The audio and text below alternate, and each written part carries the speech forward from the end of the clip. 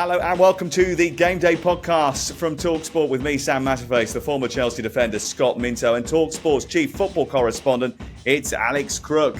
Coming up, we'll bring you the latest from the transfer window as Liverpool's midfield rebuild continues to take shape.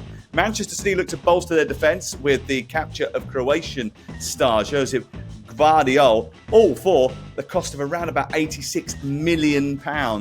And we take a closer look at Spurs and Aston Villa ahead of the new season. Plus, England's young Lions make it through to the semi-finals of the Under-21 European Championship with pretty much a very good campaign up until the last 45 minutes. It's the Game Day Podcast from talkSPORT. Hello, Scott. Hello, Crookie. How are we? You okay? Morning, Sam.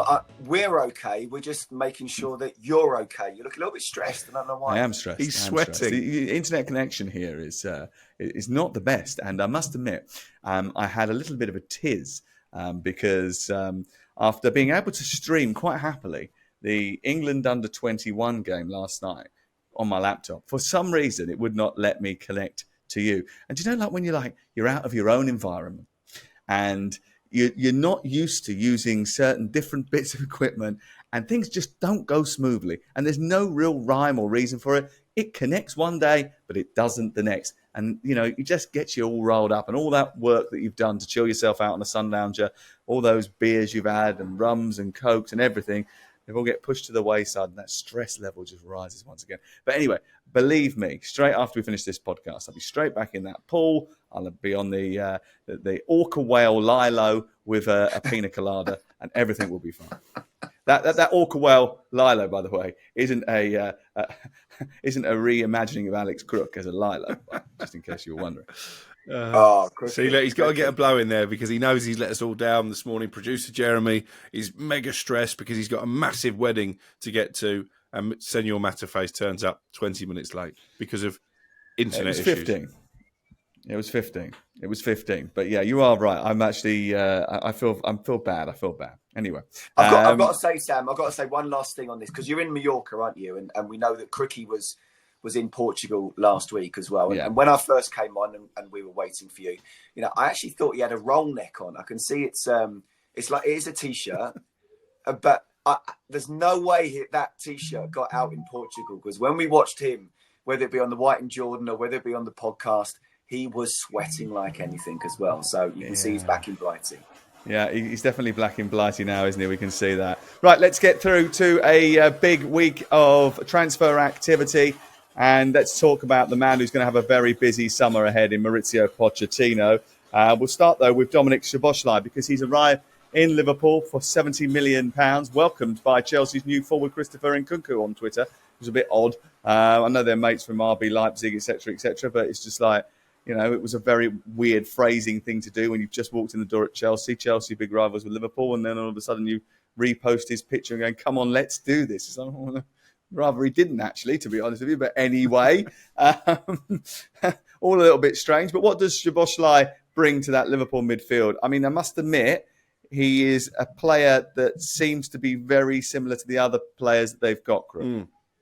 I would agree with that, and we were talking about this, in between your sunbathing sessions, that just, again, doesn't strike me as a player that Liverpool desperately need. I think for me, it's all about reinforcing that defensive midfield and probably finding a centre-back partner who can stay fit to play alongside Virgil van Dijk as well. I think they are trying to address that, certainly in terms of the defensive midfielder, the number 6, if you like, because I think Romeo Lavia looks like he could well be on his way to Anfield. Liverpool now ahead of Chelsea in the race to sign him.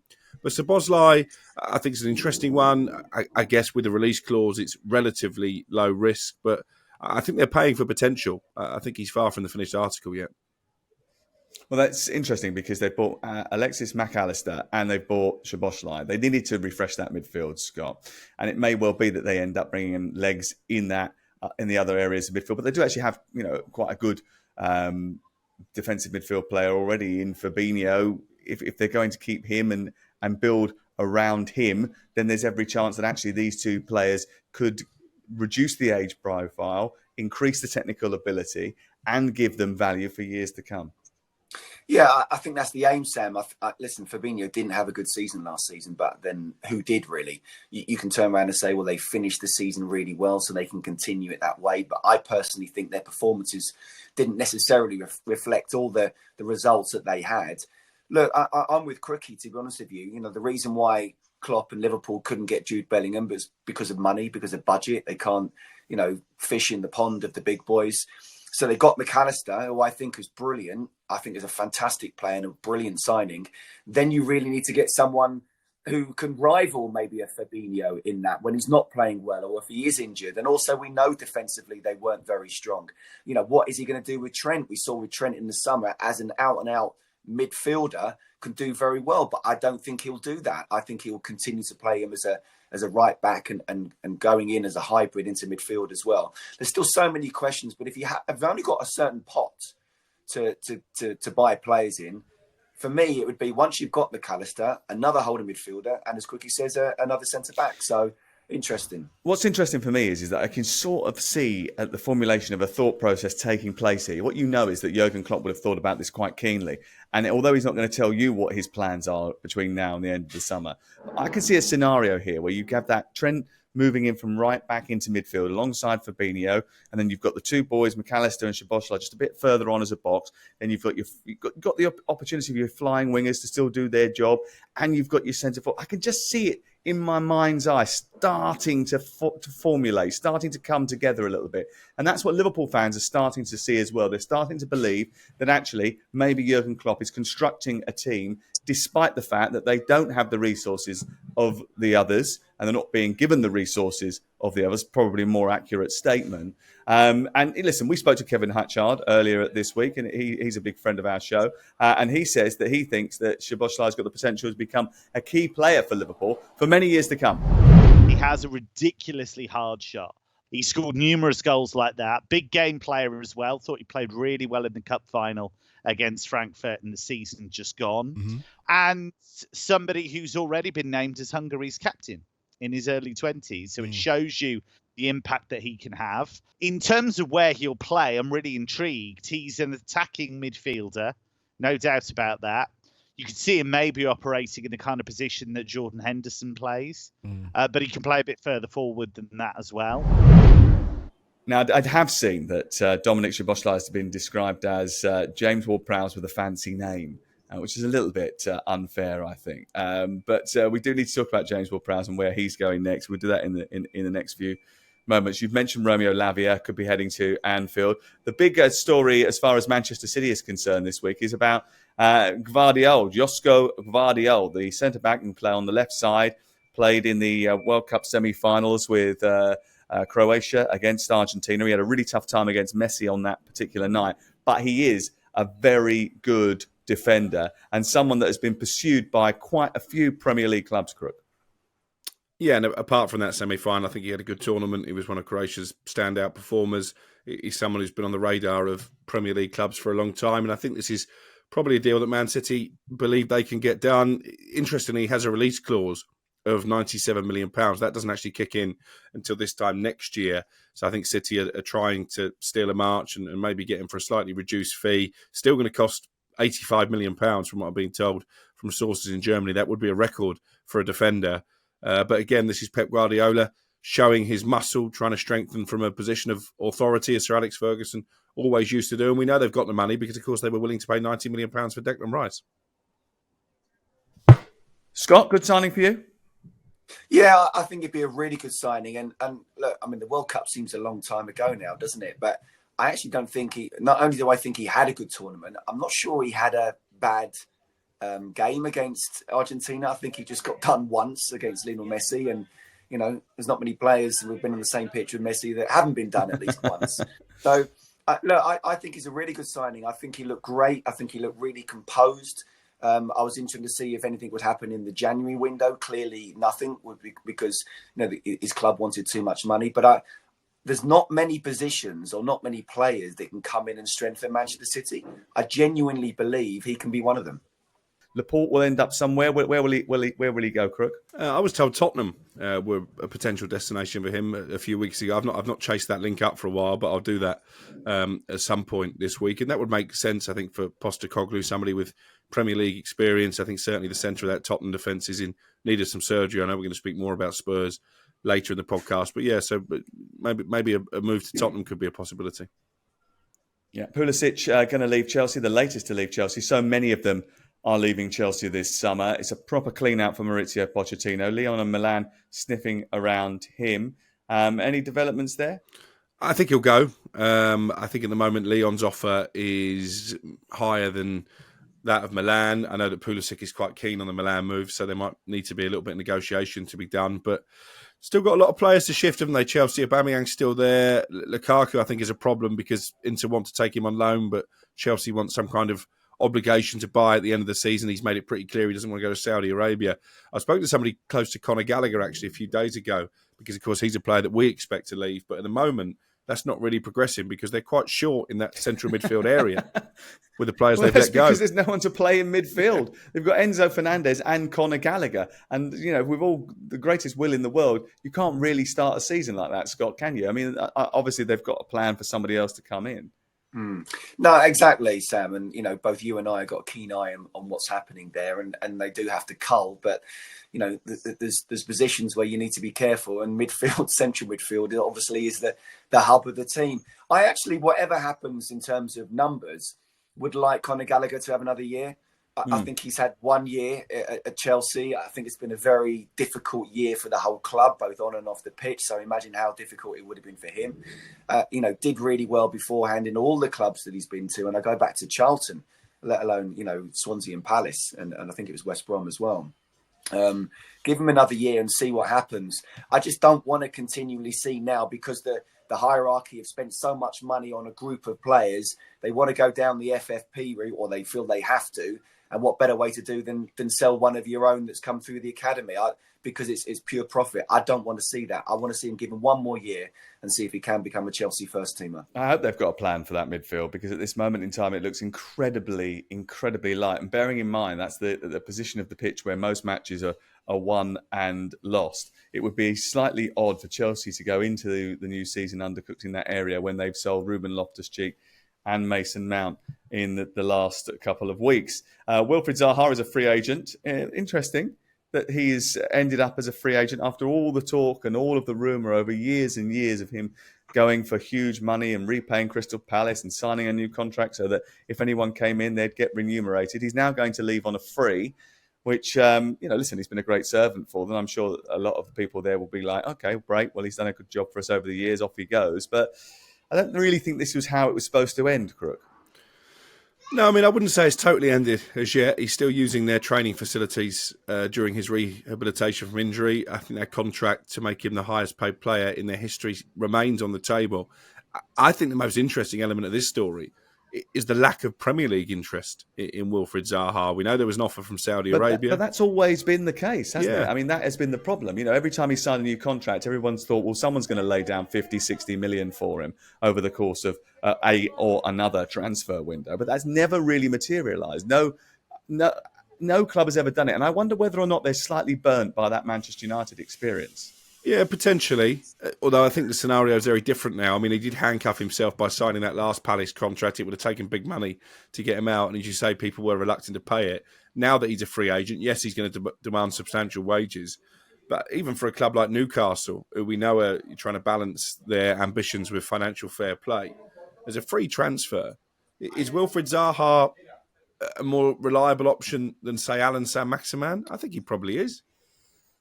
Yeah, but the only thing I'd say to that is a free transfer quicker. You've been saying all season about how they want to be careful with the wage bill, not just in terms of spending money, but also the wage bill. And he will come at an absolute premium. Look, I think just because your contract runs out June the 30th, it doesn't mean to say that he won't re-sign again for Crystal Palace. I've not seen any reports either way. But I do think that now he's got to realise that, you know, you're right, Sam. These Premier League clubs, top Premier League clubs, are not coming in for him. And why is that? I think that what happened at Man U was then. This is now. They're two different situations. He's almost a different man.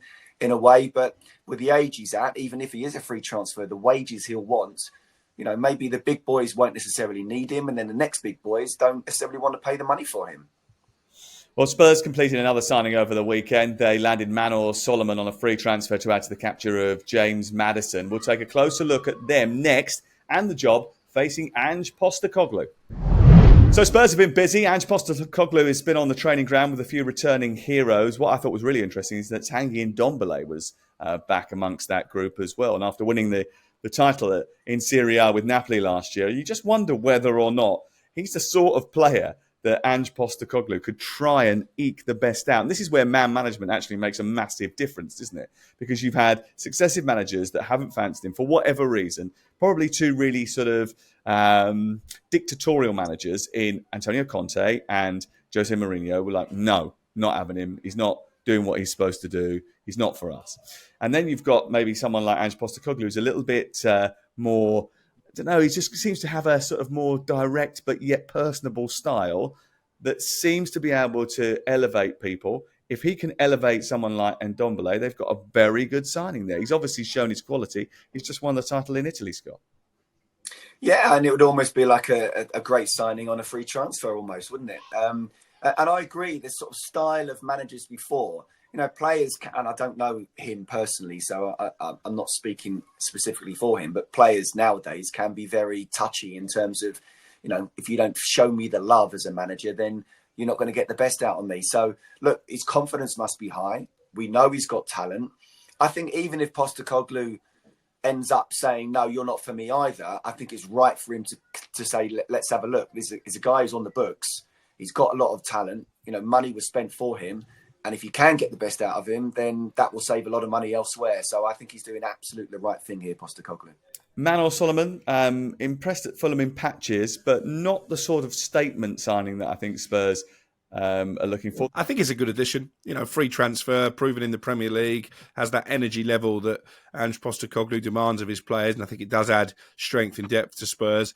I've got to say, it's difficult not to feel sorry for Shakhtar in this scenario because they've got a, £30 million player walking out the door for nothing because of the situation in Ukraine. I know they've appealed to FIFA because they believe, if this was a normal situation, then they would have sold him a year ago. As it was, FIFA effectively allowed non-Ukrainian players to temporarily suspend their contracts, and now he's a free agent. So I think it's a difficult situation for Shakhtar, but one that Tottenham have cashed in on.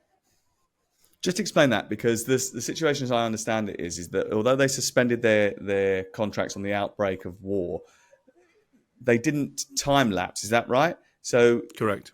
If you suspended it at the end of July, it still ran out next July. If it was right. Due to end in 12 months' time.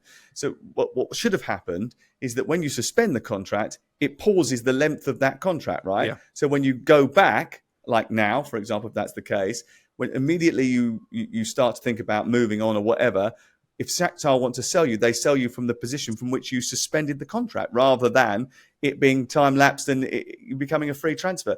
It really does seem incredibly unfair.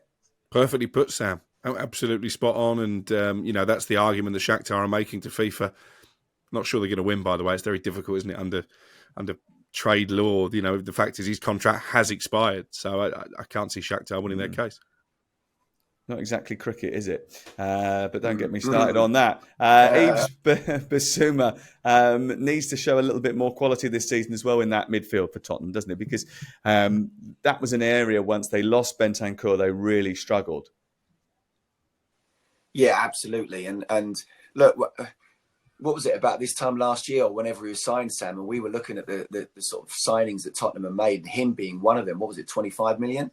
And we're thinking, wow, what a good signing that is. And yet we didn't see him again. Again, it's one of those, we know with Conte, it's his way or the highway. And I still don't know what happened there, because beforehand at Brighton, he was absolutely superb. He was running games against the big boys as well. So again, he's another one that you can come back and say it's almost like a free transfer. If you can get the best out of him, this squad suddenly looks, I think Solomon is a squad signing.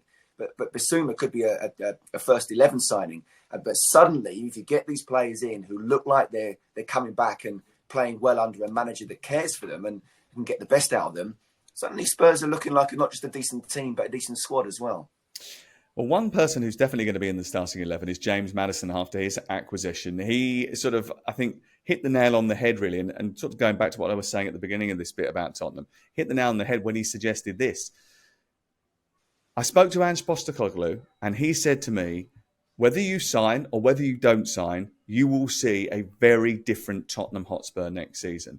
And I think that sort of confidence from a manager immediately makes you want to be involved in it, right? I mean, it was a great sales pitch. It immediately wants you to be involved in it, but also shows that he's not going to rest on the laurels. He's not going to just accept mediocre performances. He's going to expect a lot more out of the squad. But I think James Maddison really will fit into this team. You saw him at certain parts over the course of the season where he really dug in for Leicester City. Ill-judged comments sometimes after matches on Twitter and in post-match interviews. But actually, even though that was the case occasionally, I think he showed that he really did care about trying to drag Leicester out of the mire. He couldn't do it all on his own in the end. His statistics were brilliant, but the team couldn't defend. Obviously he has some responsibility and he'll hold his hand up and take that. But ultimately, Spurs are getting a very good signing at a reasonable price here, I think. And he's just the type of player as well that Tottenham fans fall in love with because he does wear his heart on his sleeve. I think some of his interviews are brilliant. Whether you agree or disagree with him taking to social media to try and get into a row with a Leicester City journalist, that again shows his temperament. He's a maverick. You know, I'm not comparing him to Paul Gascoigne, but he's that type of maverick player that Tottenham have had in the past, a Berbatov. So I think if he hits the ground running, as I expect him to, and listen, he's got the work rate that Postecoglou will demand, I think quite quickly he could become quite a fan's favourite for Spurs. Yeah, he's got the magic, hasn't he, going forward, Scott? But he's going to have to make sure that he puts in the work rate as well because it won't be tolerated to be the flair player that doesn't put it in going back the way. No, and, Ange Postecoglou's sides are, they're at it, but not just with the ball, but without the ball as well. But, we were there the last game of the season, weren't we? And it was too little, too late. But I thought he was absolutely brilliant. And it was coming off the right-hand side. For me, he's a number 10. If you want him in his best position, you have him in his number 10. I think he can track back. I think someone like Postecoglou can get into his head and get him running back as well as running forward. I think at times when you're playing in a side that the players aren't quite either good enough or not playing as well as they should be, and you're the standout player, you can lose a little bit of motivation, whereas you won't with him. When I think Brendan switched off, which is why ultimately what happens, and Dean Smith came in, couldn't get the best out of the whole team. But you got someone who's with I'm not going to say a top manager because he's got to prove himself yet, but he'll be at it 100%. I think he'll do really well at Spurs, and I think this can. Yeah, Crook is right. He's not a Gaza, but he's that type of player. And what you said earlier as well, I think is absolutely spot on. He cares. He may not always say things in the right way, and I think he was wrong in the argument with Rob Tanner, the Leicester journalist. I think Rob was right, but I understand what he was trying to say. So he cares. He loves playing football. He wants to play for his country. I think it's a really good signing for Spurs. I really do. What's really interesting is that as we are talking here, I'm thinking we're getting very optimistic about Tottenham Hotspur next season, right? Because we think the manager's a good manager. We think they're acquiring talent. I'm looking at the squad now thinking, yeah, and Richarlison's can improve, so he can deliver more. He's got a manager who will try and get the most out of him and do that. There'll be more from Son. Son's admitted he's been injured for most of the campaign, and that knocks his confidence, and that's why he hasn't performed as well as he did. You've got the new signings coming in, the feeling of freshness in a new regime. And for a club that was, for the large part of last season, in the doldrums, feeling very down about itself, very disappointed, we're now talking about a club that actually the outlook is particularly bright for them if they grasp all of these opportunities. And at the moment, all of it is potential, all of it is opportunity. What Postecoglou's job is to turn all of that into a successful campaign. So tell me what a successful campaign for Tottenham will look like, Scott. Well, again, you're absolutely right, Sam. You may be stressed, but you're absolutely spot on. I think we're looking at potential here. We're looking at if this happens and if that happens and if this happens, then Spurs could be. I mean, we don't know what's going to happen with Chelsea. I think the thing about Spurs is I think other clubs will improve. So, Spurs have to improve a lot if they are to get into the top 4. Look, top 6, I think, would be decent without being brilliant. Top 4 would be fantastic. And obviously that elusive trophy. So Postecoglou, I would imagine, I don't know him, from his mindset, would be saying to the lads, look, we want a domestic trophy and we want to finish top 4. And anything else is just falling a little bit short. But doesn't mean to say they haven't had a bad season. Top 6, I think, would be about right. Top 4 would be a very good season. Crook, Chelsea want to be in the top 6. Liverpool want to be in the top 6. City want to be in the top 4. Arsenal want to be in the top 4. United want to be in the top 4. I mean, the list seemingly goes on, doesn't it? I mean, how does everybody, Newcastle, how does everybody squeeze into that top 6 zone and fulfil their aim? Someone is going to fall short, aren't they? Aston Villa as well. My dark horse to watch this season. Unai Emery, I think, proved what a good coach he is. I think they've got a core of very decent footballers. Pau Torres will be an excellent addition. There'll be more money to spend there. So I actually think this season could be even more competitive in terms of the top 6, top 8 than last season. I really do. I think it's going to be difficult, for example. And I've got a bit of stick from Newcastle fans that I've sort of got a vendetta. I just think it's going to be very difficult for Newcastle, given their financial restraints, to do what they did last season. I don't see Newcastle finishing in the top 4. Interesting.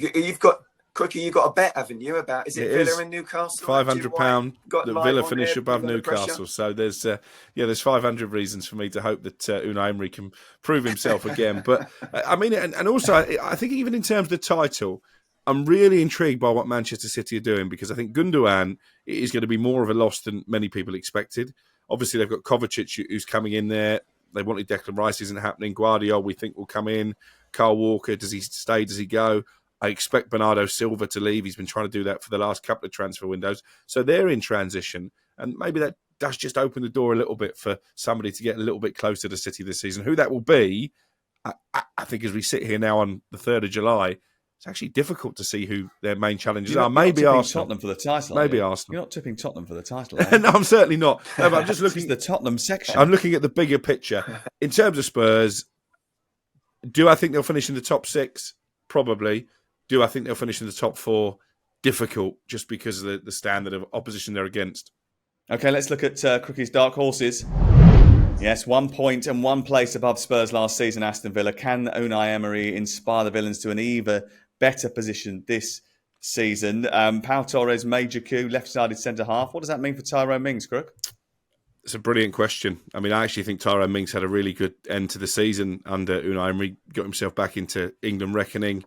Does he go to a back 3, potentially? Is that the way to get them both into that side? Or is this just a case of adding numbers and Mings is going to have to battle for his place? I think it'd be interesting. The big area that he does want to target, I know, is out wide. That's going to be the next signing. How many wide players have they had over the last few years? Leon Bailey, one of the most recent, never really got going after a brilliant start and showing what he was capable of in certain moments, but never was fit enough for long enough. I mean, they've just flattered to deceive in those areas, haven't they? Coutinho, other big earners, going to be shown the door, I think. How big are Villa going to go in terms of spending? Because they've got a very different structure now. They've got Monchi in as a sporting director. Obviously, it's a short time frame from his appointment to the end of this transfer window. Is he going to be able to get enough work done to get top players into the club in this transfer window, Scott, do you think? Or is this something that is going to happen over the next couple of years?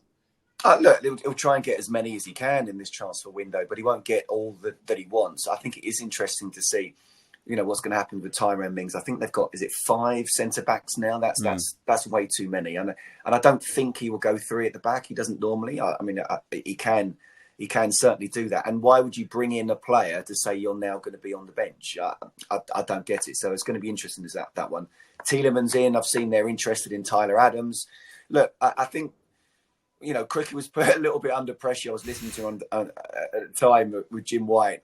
I don't think that Villa will finish above Newcastle, but I agree with him that I think it's going to be very difficult for Newcastle to have that kind of season and combine that with the Champions League. So in terms of Villa, again, even top 6, I think would be fantastic for them. But you've got Monchi, you've got Emery. You know that, around Europe now, everyone is going to be covered and everyone could be coming in at some point who are decent that perhaps we don't know about. So, watch out not just for this window, but for the next few as well. Villa are coming. This is amazing, isn't it? Really, we've got 12 teams in the top 6 next season. It's going to be very difficult for the Premier League to work that out somehow. There are going to be some very disappointed big clubs, I think. And you were talking about Aston Villa versus Newcastle. You told us about this bit, and we were all a little bit stunned by it because, look, Aston Villa themselves have got European football to balance as well. And you know what Emery's like? He loves winning a cup competition. So he will put everything into that Europa Conference League. And it's the first tour in Europe that Villa have had for a little while. So they may well end up wanting to sort of see that being some of the focus as well. Can they balance that domestic league as well? Well, I hope so, because it wasn't just Scott who was listening that morning. Mrs. Crook was listening in the bedroom, and I came off air and walked into the bedroom, and she said, "Have you really just bet £500 of our money?" Potentially. Potentially. So, yeah, he walked me into a trap, Jim, because he said, "Oh, are you going to bet £1,000 like I did with Mr. Jordan?" And I said, "Well, I'm not big enough for, my pockets aren't as deep as Mr. Jordan's." I should have said 100, but I went big and went 5. You got cocky. Did you get cocky? Possibly. You got cocky, didn't you? No, cocky. you know what? It wasn't cocky. I was listening. It was he is cocky. Went big. He still owes me £500, by the way, for failing to run the Great South Run in under an hour and a half, I think it was. I can't even remember the time frame, but the time frame didn't matter because he never did it. I had sciatica. So I had a doctor's note. Oh, here we go. I had a doctor's note. There's been 5 since then. His doctor has the same writing as himself. Yeah. That's absolute nonsense. He's never paid the bet. He's a welcher. So Jim better beware, actually. Yeah, no, I was listening. Where he went wrong was saying in the first place, I think Villa will finish above Newcastle. And of course, Jim, off the back of that great bet he had with Simon, was like, okay, live on air. Do you want to put some money on? So I think Crookie felt he couldn't back down. Oh, dear. Got to be prepared for all eventualities with those two, that's for sure. Jacob Ramsey, breakout season for him last year. I think he's terrific. He actually picked up an injury last night in that game against Portugal for the England U21s, but he has been terrific, hasn't he? And we'll talk about him and one of the other sets of stars of the talent-packed England U21 side in just a few moments. They're in action at the European Championships in Georgia and Romania, and they're through to the semi-final. Well, it's a brilliant squad, isn't it, that England have assembled going into this tournament, and one that looked a little bit unbalanced during the first sort of glance at the squad list. Where are all the forwards, for example? Cameron Archer is the only number 9, and he doesn't even play. And James Garner's playing at right back. I mean, what Lee Carsley has done with this team has been absolutely terrific, because he's taken the best players and he's put them in the team and he's made them fit into a structure. And watching them over the last couple of games, I mean, they had big changes for the Germany game, but the first 2 games and for last night's game. First half of last night's game. Second half had to dig in, really had to see the game out.